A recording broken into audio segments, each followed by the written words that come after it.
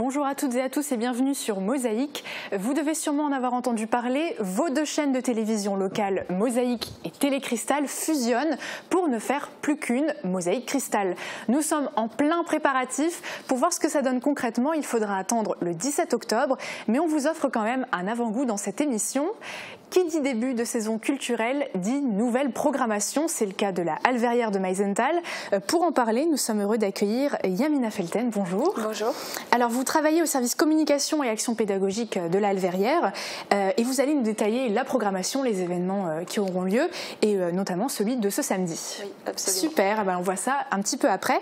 Sandrine, tu es également avec nous aujourd'hui, salut. Salut. Alors avec toi, on va parler de la fête des voisins, mais au travail. C'est ça, tout à fait. Un concept un peu nouveau que je vais vous présenter tout à l'heure. Super, on voit ça aussi en deuxième partie d'émission. Avec plaisir. Mais sans plus attendre, on retrouve Marie Luf en duplex. Marie, bonjour. Tu te trouves au château de la Casque en présence des représentants syndicaux de l'entreprise ThyssenKrupp et tu nous expliques pourquoi. Salut Rani, effectivement je me trouve devant l'hôtel de la communauté d'agglomération. Pourquoi? Parce que les représentants syndicaux de Force ouvrière et de CFE-CGC, donc le syndicat des cadres, ont rencontré Roland Roth, le président de la Casque, et Céleste Lett, le maire de Sarreguemines. Pourquoi? Parce qu'un plan de fermeture de l'atelier de production a été annoncé le 27 août dernier, plan qui fait suite à une suppression d'emplois. Sont concernées à la base une trentaine de personnes. Depuis, 3 personnes ont déjà été reclassées au sein de l'entreprise ThyssenKrupp et une personne a démissionné.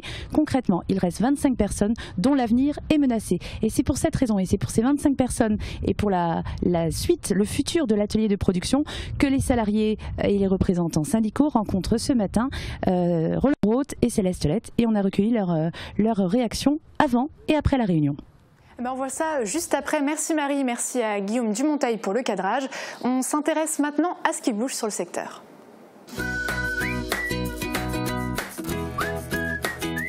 Shopping hyper fun, c'est chez Best, votre centre commercial à Faré-Bersvillers. Mosaïque et Cristal, vos chaînes locales réunies pour devenir une télévision d'arrondissement.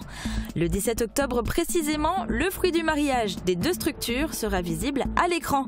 Ce mariage de raison produira assurément des effets structurants sur le territoire. Les pays de Beach et de Sarreguemines ne perdront pas leur repère. La nouvelle chaîne va s'appeler tout naturellement Mosaïque Cristal. 11 entreprises rénovent la mairie de Visvillers. Coût 300 000 €. Ce vieux bâtiment sera bientôt accessible aux personnes à mobilité réduite et rafraîchi dans son ensemble. Le financement est assuré à 60% par des subventions de l'État, du département et de la communauté d'agglomération, principal contributeur. Fin des travaux espérés en novembre. Une maison de santé pluriprofessionnelle et une pharmacie bientôt à Houndelin. Pour le moment, ce n'est encore qu'une aire de jeu, mais d'ici peu, les travaux vont débuter. À terme, ce nouvel emplacement doit accueillir 3 médecins généralistes, un pharmacien, un kiné, des infirmiers et même une neuropsychologue et une diététicienne. La bibliothèque de Zétain rouvre ses portes dans un local neuf. Désormais, elle est située rue principale dans le prolongement de la salle socioculturelle. Pour le confort des lecteurs et des lectrices, il y a désormais des poufs et des tapis. Les horaires, eux, ne changent pas. Le nombre de bénévoles non plus. Ils sont toujours 8 à faire tourner la boutique. Accident spectaculaire entre Sarreguemines et Woustvillers hier matin. Un malaise, la voiture qui percute la rambarde, fait une embardée et termine sur le toit dans le fossé. Le conducteur diabétique revenait d'une prise de sang. Il a perdu connaissance au volant de sa voiture. Il a été emmené par les pompiers à l'hôpital de Sarreguemines pour examen.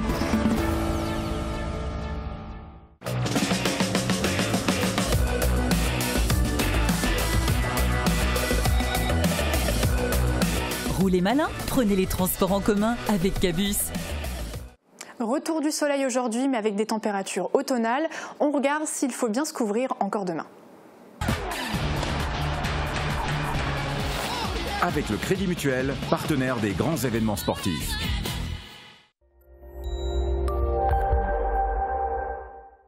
Un seul mot pour décrire le temps pour demain, radieux.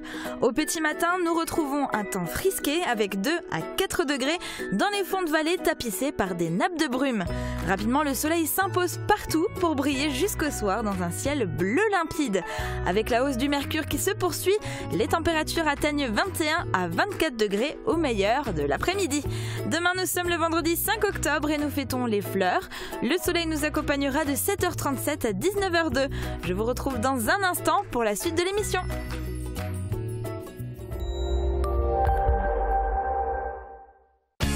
Au club Bouygues de Sarreguemines, Forbach et Saint-Avold, vous profitez du plus grand réseau 4G de France, de la puissance de la fibre et d'un large choix de téléphones portables. On retourne devant la casque en compagnie de Yildirim Oran, délégué FO, et de Pascal Muller, délégué CFE-CGC. Marie-Luf les a interrogés avant la réunion. Extrait. Donc là, la réunion va avoir lieu. Qu'est-ce que vous attendez de cette réunion concrètement ? Les buts, c'est on essaie de sauver notre emploi plus possible. On va voir qu'est-ce qu'ils ont reposé, qu'est-ce qu'on peut faire plus. Parce qu'actuellement, il y a 25 licenciements en cours. Et notre but, c'est sauver notre emploi pour savoir qu'est-ce qu'ils ont reposé pour le meilleur, qu'est-ce qu'ils peuvent faire pour nous plus d'avancer. On attend beaucoup de choses de Sarreguemines parce qu'autour de Sarreguemines, il y a beaucoup d'usines qui commencent à fermer. Et je pense que l'avenir, c'est vraiment noir. Quoi. On est là, il va y avoir la réunion, vous allez rencontrer les élus. Est-ce que M. Steiner sera là ? Non, notre directeur ne sera pas présent à cette réunion. Il n'y a que les délégués syndicaux et les membres de la DUP de Sarreguemines qui sont présents. Alors cette situation, elle semble un peu paradoxale parce que la production continue en ce moment, le carnet de commandes est plein de ce que je sais. Nous avons encore actuellement des machines à terminer pour la fin d'année. Effectivement, il faut le carnet de commandes est plein. Du moins, les machines à l'atelier pour la fabrication est pleine. Oui, la production est complètement remplie de machines encore à faire, terminer pour fin d'année. Voilà. Alors racontez-moi, du coup, les personnes qui travaillent au sein de l'atelier de fabrication, ils sont dans quel état d'esprit? Ils savent qu'à la fin ça se termine, mais ils doivent répondre aux commandes? Ils doivent répondre aux commandes. Je comprends bien qu'actuellement, ils ne travaillent pas à 100%. C'est logique. D'ici quelques mois, les emplois seront supprimés. Peut-être ou pas. On verra bien ce qu'on arrive à faire avec l'ensemble de la DUP de Sarreguemines et si on arrive à les sauver ou pas. C'est difficile. L'ambiance est très très difficile et pesante d'ailleurs. Dans cette affaire, pas de tension car les élus sont du côté des salariés. À l'issue de la réunion, Marie-Luf a pu recueillir leurs réactions. Regardez. Je retiens une phrase, vous avez dit durant cette réunion, nous avons fait tout ce qu'il fallait. Est-ce que vous pouvez nous expliquer à quoi vous faites référence et dans quel état d'esprit vous êtes? Oui, l'état d'esprit, pour commencer par cette question-là, c'est de la colère quand même par rapport aux emplois qui seront supprimés demain et puis une drôle d'impression, celle d'avoir été un peu trompé suite à une intervention de la collectivité en faveur de ThyssenKrupp il y a quelques années. Donc c'était suite à une explosion, donc un incident grave d'ailleurs qui a eu lieu sur l'actuel site de Follperswiller en matière de déchets ménagers et la collectivité a accepté de réduire de moitié le montant qui avait été fixé par le tribunal à titre de dédommagement au profit de la communauté d'agglomération. Donc à cette époque-là, nous avons accepté de réduire ce montant pour sauver l'entreprise, puisqu'on nous avait dit clairement que s'il devait payer l'intégralité, il faudrait fermer les portes. Avec une promesse à l'époque du directoire qui s'engageait à maintenir l'activité et les postes. Oui, sur une période de 5 ans, un maintien des emplois sur une période de 5 ans. Bon, les 5 ans sont écoulés maintenant, nous en sommes à la 12e année, c'est vrai que par rapport à notre accord, on ne peut plus se référer à cette période-là, mais on a quand même le sentiment d'être un peu floué. Alors la messe n'est pas dite, il y a encore un petit pourcentage de chances pour que l'activité au sein de l'atelier de production perdure, mais on est plutôt pessimiste, vous-même Monsieur le maire vous êtes pessimiste, et vous avez eu cette phrase d'entrée de jeu quand vous avez accueilli les représentants syndicaux en disant « je ne suis pas un faiseur de miracles ». Alors, quand vous dites pessimiste, je ne suis pas tout à fait d'accord. Un élu doit toujours être optimiste, sinon il n'est pas à sa place. Donc aujourd'hui, quand on parle de 2, 3 ou 4 ou 5% de chance de voir la situation évoluer, eh bien, il faut que aussi bien les représentants du personnel que les élus cherchent à la saisir. Et donc, on baisse jamais les bras, et c'est dans cet esprit-là qu'avec le président Roland Roth, nous allons demander à rencontrer un représentant du directoire, parce que quand c'était eux qui étaient demandeurs, ils ont su nous trouver. Donc cette fois-ci, il faut aussi que dans des circonstances difficiles pour eux, eh bien qu'ils ne mettent pas lâchement en avant le représentant du site, mais qu'ils osent venir nous dire ce qu'ils envisagent. Et donc la deuxième chose, c'est que c'est important aussi de préparer l'avenir. Il ne faudrait pas qu'on soit dans une deuxième phase ou dans une deuxième étape, à nouveau mis devant le fait accompli, en nous disant ben voilà, maintenant on va encore supprimer tant et tant, parce qu'il y a encore une fois une restructuration. Donc notre rôle à nous, d'abord, il a déjà été positif dans le passé, le président vient de l'expliquer, mais il faut que dans la préparation de l'avenir, nous soyons efficaces aussi, donc optimistes. À Houndelin, le maire, ses habitants et les professionnels de santé trépignent d'impatience. Et oui, la maison de santé pluriprofessionnelle, tant attendue, doit enfin voir le jour. Nouveaux locaux, meilleure accessibilité aux personnes à mobilité réduite, de quoi nourrir de grands espoirs. Alors les travaux n'ont pas encore commencé, mais ne sauraient tarder. On fait le point dans ce reportage. Pour le moment, ce n'est encore qu'une aire de jeu, mais d'ici peu, elle laissera place à une maison de santé pluriprofessionnelle et à une nouvelle pharmacie.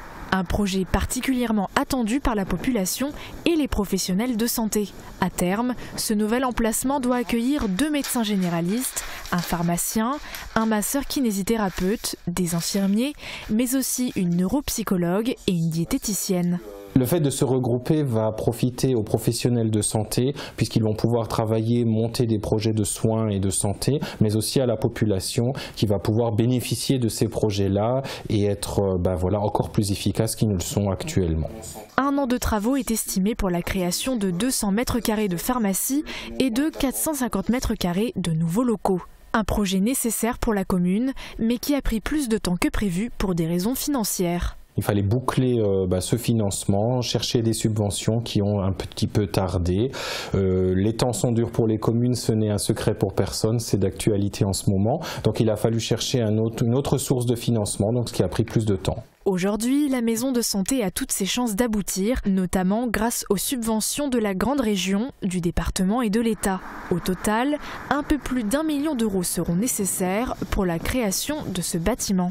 Nous avions en projet une maison d'accueil pour personnes seniors au-dessus. Malheureusement, pour des raisons financières, c'est quelque chose qui ne va pas se faire. Ceci étant, du coup, ça permettra au bâtiment d'être de plein pied, à un seul niveau, et donc de s'intégrer encore mieux dans le paysage. Des complications certes, mais qui n'ont pas entaché les espoirs du maire, qui n'attend plus que la validation du permis de construire pour lancer un appel d'offres.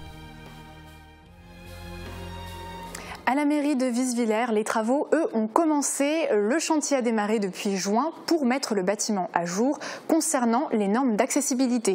Un chantier important pour cette commune de 1000 habitants. Une cure de jouvence à grands coups de marteau. La mairie de Visvillers n'était pas adaptée à l'accueil des personnes à mobilité réduite. Alors pour ce vieux bâtiment, c'est le prix à payer pour se mettre à la page. Ça nous a demandé de faire quelques démolitions intérieures et de démolir les escaliers extérieurs puisque le rez-de-chaussée, accessible au public, se situe à peu près à 1,20 m au-dessus du trottoir. Donc on a reconstruit des escaliers répondant aux nouvelles normes et on a mis sur l'arrière un élévateur qui va permettre aux personnes en fauteuil roulant de pouvoir accéder à la mairie en toute autonomie. En tout, 11 entreprises, à grande majorité locales, sont sollicitées pour ce projet d'envergure. Ce chantier, c'est aussi un investissement important pour la commune. 170 000 € pour l'intérieur de la mairie, 120 000 € pour les travaux extérieurs à venir, une facture d'environ 300 000 € hors taxes au total. Même si l'investissement est conséquent du fait de la mise en accessibilité, ça reste quand même abordable. Et donc on n'est pas dans les coûts d'un bâtiment neuf où là on est quand même à 3, voire 4 fois, voire 5 fois le prix de ce que du coût de ces travaux-là. Ces aménagements représentent tout de même près de la moitié du budget annuel de la commune. Celle-ci a donc demandé des subventions. Des institutions publiques comme l'État ou le département prennent en charge 60% du coût du chantier. On a eu des aides du département dans le cadre du programme Amiter, une aide tout aussi conséquente, voire plus. Donc l'aide la plus importante est de la communauté d'agglomération dans le cadre du fonds de concours. Et voilà, je salue vraiment tout le travail qui est fait par l'intercommunalité pour nous permettre de faire ces investissements parce que ça ne serait pas possible autrement. Pour l'heure, les activités de la mairie sont délocalisées dans le foyer Saint-Barthélemy. Les conseils municipaux, quant à eux, sont hébergés dans la caserne des pompiers. Fin des travaux estimés en novembre. On en parlait en début d'émission, Mosaïque et Télécristal fusionnent pour devenir d'ici quelques jours Mosaïque Cristal. Et on vous propose un petit aperçu de la campagne de communication que vous pourrez voir sur vos écrans.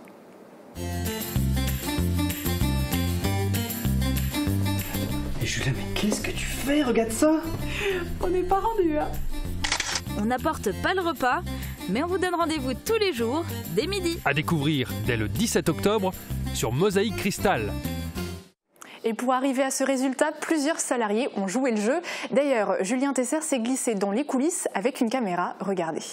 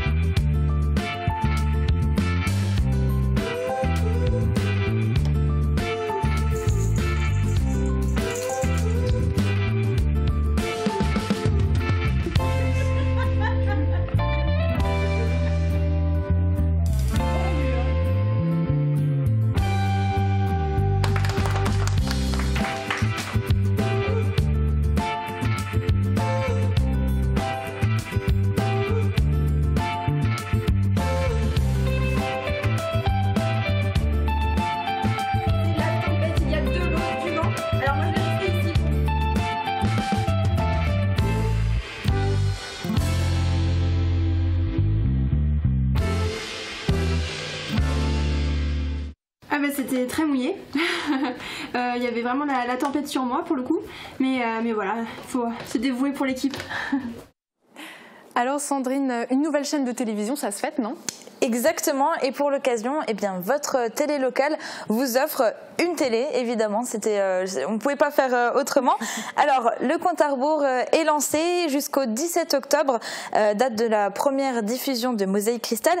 On vous fait patienter avec un jeu concours qui démarre aujourd'hui sur le site internet de la chaîne. Alors, pour participer, c'est super simple.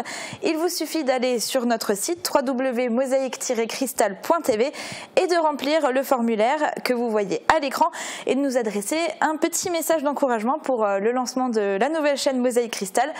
Et suite à ça, un tirage au sort aura lieu parmi tous les participants et le gagnant remportera une télé 4K 55 pouces d'une valeur de 714 €. Donc c'est quand même pas rien.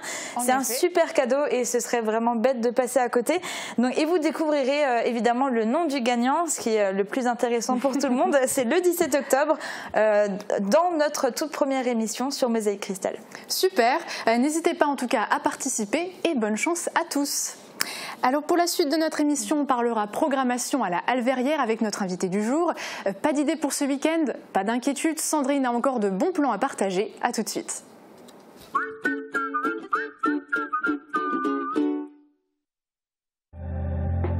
Ici, je verrais bien du carrelage grand format.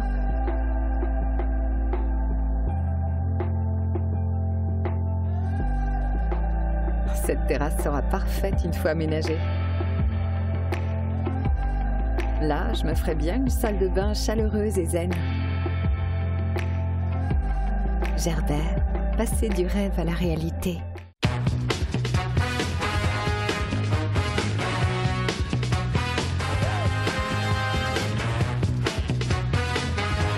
Vente, réparation, dépannage, lavage station-service. Les garages Schwind à Rohrbach et Sarreguemines.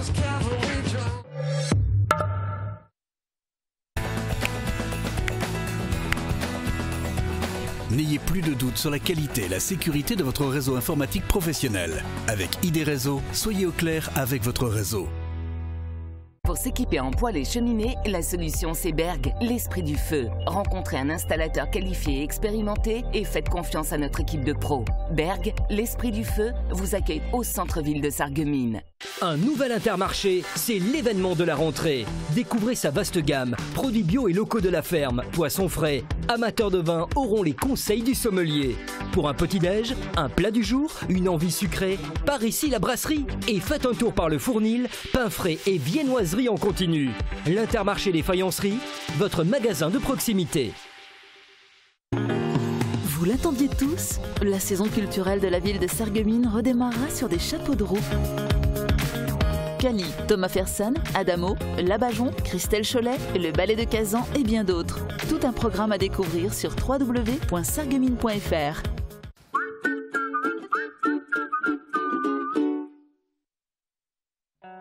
Fort de ses 70 agences et de ses 6000 intérimaires par jour, DLSI soutient le SFC en championnat. DLSI, l'énergie de vos emplois et de vos footballeurs. Samedi, le Sarreguemines FC se rend en Alsace à la rencontre de l'AS Pierrot-Vauban de Strasbourg.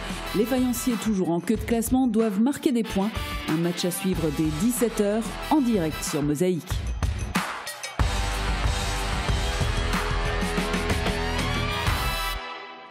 C'est parti, on passe à la question du jour. Sandrine, aujourd'hui, alors c'est la fête des voisins, mais au travail. Explique-nous, c'est quoi cette fête? Alors en fait, c'est tout simple, c'est comme la traditionnelle fête des voisins, sauf que là, il s'agit de faire la fête avec nos collègues de travail. Alors c'est un concept qui a été créé il y a 18 ans pour répondre à un besoin des Français, plus de convivialité au travail, et c'est aujourd'hui un événement qui est devenu national. Alors n'importe quelle entreprise peut y participer sous toutes les formes, ça peut aller du simple apéritif au travail à une organisation à une journée organisée voilà, dans un parc d'attractions par exemple, ou des choses comme ça. L'essentiel c'est de partager un moment de convivialité entre collègues, et on a donc posé la question suivante à nos internautes: est-ce important pour vous d'entretenir de bonnes relations avec vos collègues? Et sur 166 votes de nos internautes, il y a 55% d'entre eux qui pensent effectivement que c'est important, et les 45% restants qui pensent que ce n'est pas obligatoire. Alors Jay nous a écrit dans les commentaires: moi je pense qu'il faudrait surtout arrêter de faire des journées de ci ou de ça, ou des fêtes de tout et n'importe quoi. Et René lui répond: j'aborde dans le sens de Jay, il ne devrait pas y avoir besoin de faire ce genre de journée. La bonne entente, c'est tous les jours qu'elle doit avoir lieu, et il est plus agréable de travailler dans la bonne entente que dans un climat orageux, mais pour cela il faut être au moins deux à le vouloir. Et enfin Martine nous écrit: c'est important d'entretenir de bonnes relations au travail, mais de nos jours il y a de plus en plus de faux culs et d'hypocrites, et dès qu'ils peuvent nous faire une vacherie, ils n'hésitent pas. Plutôt que de faire une fête, l'employeur devrait reverser cet argent aux personnes qui travaillent. Oh, ça balance, hein, dis donc, dans le dernier commentaire. Merci beaucoup Sandrine pour ton intervention. Je me tourne maintenant vers notre invitée Yamina Felten. Vous occupez donc de la programmation de la saison culturelle à la Halles-Verrières de Meisenthal. Alors parlez-nous de cette nouvelle programmation. Cette année, il y a des grands noms. Alors oui, pour cette deuxième partie de saison 2018, on a quelques grands noms, oui, et de belles découvertes aussi. Donc cette programmation, c'est vraiment, on a voulu la faire éclectique, parce que c'est vraiment des concerts avec plusieurs styles musicaux différents, et très international. Donc il n'y a pas que des groupes locaux. Non, cette fois-ci, alors ça dépend des saisons, mais cette année on a vraiment voulu mettre l'accent sur l'international. Et donc on a par exemple un groupe libanais qui s'appelle Wookid Bruce Lee, qui nous propose un mélange de rock, musique indie et de la folk. Donc on peut entendre un petit peu voilà. Là en fond, et puis on voit les images aussi. Oui, exactement. Donc là, c'est vraiment beaucoup plus rock. Donc c'est un groupe qui est vraiment intéressant parce qu'ils se sont formés il y a seulement 3 ans dans une ancienne imprimerie de la zone industrielle de Beyrouth. Et depuis, ils sont maintenant sur les scènes berlinoises et ils arrivent à vraiment faire de belles tournées en Europe. Et il y a un autre artiste. Oui, bien sûr. On a le vendredi 2 novembre, on accueille Nathalie Rise qui nous proposera un concert de reggae. Donc encore un autre style différent. Voilà, c'est ça, exactement. Le 24 novembre, on a Dubiosa Collective qui vient de Bosnie-Herzégovine. Donc là, c'est vraiment la musique des Balkans mélangée à énormément de styles différents. Donc on peut entendre aussi un bout de leurs morceaux. Donc là, c'est vraiment un mélange avec du rock, du ska, du raga. Enfin, vraiment, il y a des influences très, très différentes. Très bien. Alors on sait que la Halle Verrières va connaître de grands changements puisqu'il va y avoir des travaux. Donc c'est la dernière année d'ouverture pour la scène La Boîte Noire, c'est ça? Exactement. Alors la Boîte Noire a fait ses 10 ans cette année. Donc c'est un dispositif qui nous a permis pendant 10 ans de programmer des concerts à l'année. Parce que la Halle Verrières, c'est 3200 mètres carrés, donc une ancienne unité de production. Donc on ne pouvait pas toute l'année programmer à cause du froid aussi en hiver et parce qu'on voulait aussi avoir une jauge plus réduite parce que la Halle Verrières propose une jauge de 3000, la Boîte Noire de 700. Donc ça fait des concerts plus intimistes, disons. Donc là, effectivement, on entame la dernière année parce que dans 1 an, jour pour jour, normalement, nous aurons une belle nouvelle salle au sein de la Halle Verrières. Et d'ailleurs, vous arrivez à vous projeter dans cette nouvelle salle? Vous avez déjà des idées? Oui, alors on va continuer dans la mouvance dans laquelle on est, donc toujours ouvrir au maximum, être de plus en plus éclectique parce qu'à la base, la Halle Verrières est une scène plutôt rock, disons, et depuis quelques années, on accueille des groupes très différents comme on peut le voir sur la programmation cette année. Et donc le but dans la nouvelle salle, c'est de proposer des concerts qu'à l'heure actuelle on ne propose pas encore, comme des concerts jazz en jauge assise par exemple, plus de musique de monde. On en a déjà accueilli l'année dernière avec Grupo Compay Segundo, mais on aimerait de nouveau retenter l'expérience parce que les habitants du territoire sont aussi en demande de ça. Succès, voilà, exactement. Et donc aussi des spectacles jeunes publics, des spectacles de danse, du théâtre. Voilà, ça va nous ouvrir énormément de portes pour la future programmation. En tout cas, on vous le souhaite. Alors, on n'en a pas parlé tout de suite, mais c'est vrai que là, on ne peut plus attendre. Ce samedi, il y a un concert qui est donné. Est-ce que vous pouvez nous en dire un peu plus? Alors, ce samedi, donc 6 octobre, on accueille le groupe franco-gallois Shake Shake Go. Donc, comme ça, de nom, ça ne parle pas forcément, mais en 2015, ils ont eu un tube qui a eu un grand succès, et donc c'est England Sky, qui passait sur toutes les ondes radio. Et donc là, ils reviennent avec le tube qu'on peut entendre, qui s'appelle Dinosaur, et qui est issu de leur dernier album qui est sorti le 14 septembre dernier. Et donc ils reviennent, ils font toute une tournée française cette année pour la sortie de leur album. Donc on aura la chance samedi d'avoir autant des morceaux de l'ancien album et aussi du nouvel album de cette année. Alors vous pouvez juste rappeler un petit peu l'horaire, l'ouverture des portes par exemple? Alors ce samedi, l'ouverture des portes sera à 20h30. Donc il y a une première partie qui sera faite par The Yokel, qui est un groupe de Metz. Et ensuite, du coup, Shake Shake Go. Super, donc vous attendez forcément du monde. Oui. Donc il y a possibilité d'avoir des préventes, c'est ça? Oui, exactement. On vend les préventes sur place à Meisenthal, mais sinon aussi sur tous les réseaux de billetterie, donc Digitic, Fnac, Ticketnet. Et le plus simple, c'est d'aller sur le site internet de la Halle Verrières et il y a un petit bouton billetterie. Tout à fait. Voilà, et puis en plus, ça permet de voir les autres informations, puis voir un petit peu la programmation qu'il y a. Très bien, merci beaucoup Yamina Fontaine d'avoir été avec nous. C'est déjà... C'est déjà le temps des sorties en fait, de regarder un petit peu ce que tu nous as prévu pour le week-end. Et on commence avec un anniversaire. Avec plaisir. Alors oui, on en parlait jeudi dernier, il s'agit des 20 ans du Moulin de la Blise. Alors c'est un événement qui aura lieu samedi et dimanche et où vous pourrez profiter d'un bon nombre d'animations, à commencer par exemple par le marché des potiers. Alors il y a aussi des visites commentées du musée et des ateliers pour les enfants ou encore un spectacle de feu et j'en passe parce qu'il y a vraiment beaucoup d'autres animations qui seront organisées et vous pourrez retrouver le programme complet du week-end sur le site du musée www.sarreguemines-museum.eu. Alors on continue avec un concert organisé par le Rotary Club de Sarreguemines. Oui, alors il s'agit du concert Classica 2018 qui est organisé dans le but de collecter des fonds en faveur des associations Les Diplômes de TED, Noël de Joie ou encore les Restos du Cœur. Et le concert aura lieu samedi à 20h dans la salle du Casino. Des billets sont en vente au magasin Café Gürtner en zone piétonne de Sarreguemines, au Cora ou à l'Office du tourisme de Sarreguemines toujours. Et alors place au rire maintenant, alors tu nous proposes un humoriste sur la scène du W en fait de Wouswiller. C'est ça, alors il s'agit de Olivier de Benoît qui présentera son one-man show dans lequel il promet de ne plus s'attaquer aux femmes. Alors après un passage chez les misogynes anonymes pour soigner son encombrante pathologie, il refait le film de sa vie et termine par se dire à 40 ans on arrête les conneries ou on les commence. Alors c'est un spectacle à voir ce samedi à 20h30 au W de Wouswiller. Super, et on en parlait mardi avec notre invité, il y a le raid Sarre-Moselle Rive Action, et c'est ce week-end en fait. Oui, et plus précisément ce dimanche pour sa 16e édition.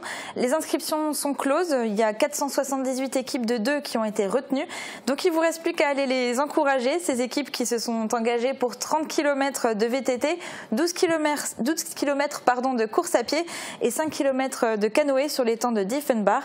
Et vous retrouverez le détail complet du parcours sur le site de l'association Vive Sport. Alors du côté du Pays de Bitche, tu nous proposes également plusieurs sorties à commencer par un marché paysan. Oui, tout à fait, qui est organisé par l'AMEM ce dimanche au Jardin pour la Paix de Bitche.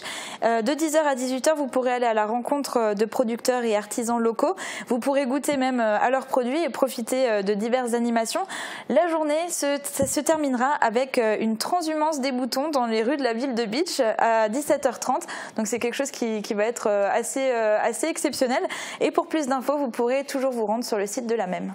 Et alors on termine avec une exposition d'oiseaux à Gros-Réderchin, c'est assez sympathique ça. Oui, c'est une exposition d'oiseaux exotiques et d'oiseaux rares qui aura lieu samedi et dimanche de 9h à 17h dans la salle Pierre Jolin donc de Gros-Réderchin. Et il y aura aussi une vente de matériel ornithologique qui sera organisée et vous pourrez également bénéficier de conseils d'élevage. Super, merci beaucoup Sandrine, on a encore plein de belles idées pour s'amuser ce week-end. C'est déjà la fin de notre émission. Yamina Felten, merci beaucoup d'avoir participé. Alors on rappelle juste pour ce week-end, c'est quoi les infos? Alors ce week-end c'est le concert de Shake Shake Go, ouverture des portes à 20h30 et la billetterie est en ligne. Très bien, en tout cas le message est passé. Sandrine, merci à toi aussi, on te retrouve très rapidement sur ce plateau et merci à vous chers téléspectateurs de nous regarder chaque jour. Passez une belle journée et à demain.